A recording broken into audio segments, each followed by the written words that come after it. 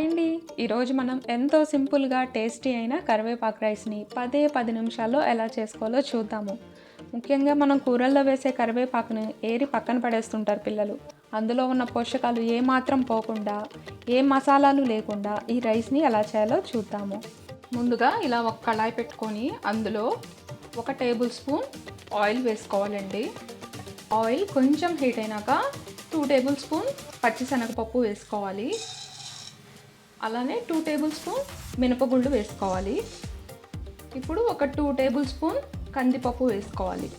నేను ఎర్ర కందిపప్పు వేసానండి. మీ దగ్గర ఎర్ర కందిపప్పు లేకపోతే మామూలు కందిపప్పు అయినా వేసుకోవచ్చు. ఇప్పుడు వీటిని బాగా ఫ్రై చేసేసుకోవాలి. కొద్దిగా మీడియం ఫ్లేమ్లో పెట్టుకొని వేయించుకోండి. అప్పుడే లోపల దాకా పప్పు బాగా వేగుతుంది, లేకపోతే పచ్చి పచ్చిగా అనిపిస్తుంది. ఈ పొడిని కొంచెం ఎక్కువ చేసుకొని స్టోర్ కూడా చేసుకోవచ్చండి. ఇప్పుడు మనం పులిహోర కనుక ఎలా కలుపుకుంటామో ఈ పొడిని కూడా కొంచెం తాలింపు వేసేసుకొని చక్కగా కలిపేసుకోవచ్చు. చక్కగా మనం వేసిన పప్పులన్నీ వేగిపోయినాయండి.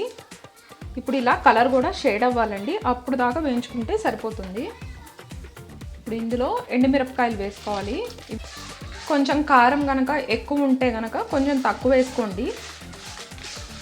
మనం తినే స్పైస్ని బట్టి మిరపకాయలని యాడ్ చేసుకోవాలి. ఇప్పుడు ఇవి కూడా బాగా ఫ్రై అవ్వాలండి. ఇప్పుడు ఇందులో 1 టేబుల్ స్పూన్ ధనియాలు వేసుకోవాలి. ఇవి కూడా బాగా ఫ్రై అవ్వాలండి. ఇప్పుడు ఇందులో చింతపండు యాడ్ చేసుకోవాలండి. ఒక చిన్న నిమ్మకాయ సైజ్ అంతా చింతపండు వేస్తే సరిపోతుంది. ఇప్పుడు ఈ చింతపండును కూడా ఫ్రై చేసేసుకుందాం. ఇవన్నీ చక్కగా వేగిపోయినాయి. ఇప్పుడు ఇందులో కరివేపాకు వేసుకోవాలి. ఇవి శుభ్రంగా కడిగేసుకొని తడి కూడా లేకుండా ఆరబోసుకోండి. అప్పుడే మనకి పొడి ఎక్కువ రోజులు ఉంటుంది. కొంచెం క్రంచీగా అయ్యేలాగా కరివేపాకును కూడా ఫ్రై చేసేసుకుందాము. కరివేపాకు కూడా చక్కగా వేగిపోయిందండి. ఇప్పుడు ఈ మొత్తము కొంచెంసేపు మనం చల్లారి పెట్టేసుకోవాలి. ఇప్పుడు మొత్తాన్ని ఇలా మిక్సీ జార్లోకి వేసుకున్నానండి. చక్కగా చల్లారిపోయింది. మనం వేసేటప్పుడు మిక్సీ జారు కొంచెం తడి లేకుండా చూసుకోండి, అప్పుడే మనకి పౌడర్ ఎక్కువ రోజులు ఉంటుంది.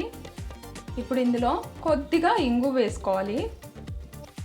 అలానే ఇప్పుడు ఇందులో కొద్దిగా ఉప్పు వేసుకోవాలి. ఇప్పుడు దీన్ని మనం మిక్సీ పట్టేసుకుందాము. ఇలా మిక్సీ పట్టుకోవాలండి. ఇప్పుడు నేను ఉప్పు వేసాను కదా, ఇందులో ఈ పౌడర్కి ఎంత ఉప్పు పడుతుందో అంత తగ్గట్టే నేను ఉప్పు వేసుకున్నానండి. ఇప్పుడు ఈ పౌడర్ని మనం రైస్లోకి ఎలా కలుపుకోవాలో చూద్దాము.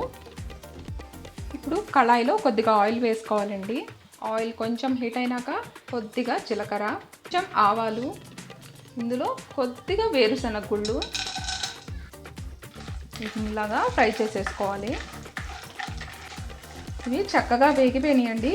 ఇప్పుడు ఇందులో రైస్ యాడ్ చేసుకుందాము.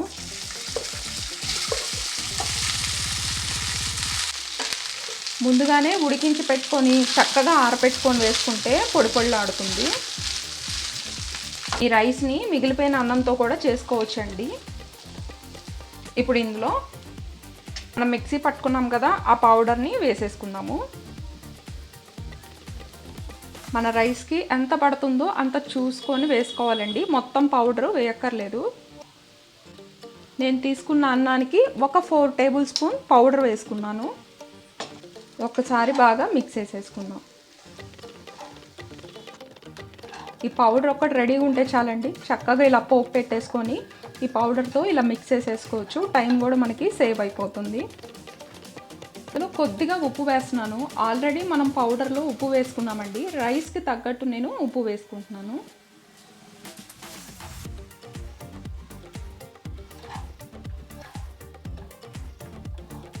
చూసారు కదా, రైస్కి బాగా పట్టేలాగా బాగా ఇట్లా మిక్స్ చేసేసుకోవాలి. ఫైనల్గా ఎంతో హెల్దీ అయిన కరివేపాకు రైస్ రెడీ అయిపోయిందండి. చాలా తక్కువ టైంలో చేసుకునే ఈ రైస్ మీరు కూడా ఒకసారి తప్పకుండా ట్రై చేసి చూడండి. ఈ పౌడర్ కనుక మిగిలిపోతే మనం రైస్లోకే కాదండి, ఇడ్లీ దోశల్లో కూడా యూస్ చేసుకోవచ్చు. టేస్ట్ మాత్రం చాలా బాగుంటుంది. ప్లీజ్ లైక్ చేయండి. లైక్ చేయడం మాత్రం మర్చిపోకండి. మరిన్ని వీడియోస్ కోసం నా ఛానల్ని సబ్స్క్రైబ్ చేసుకోండి. Thank you for watching.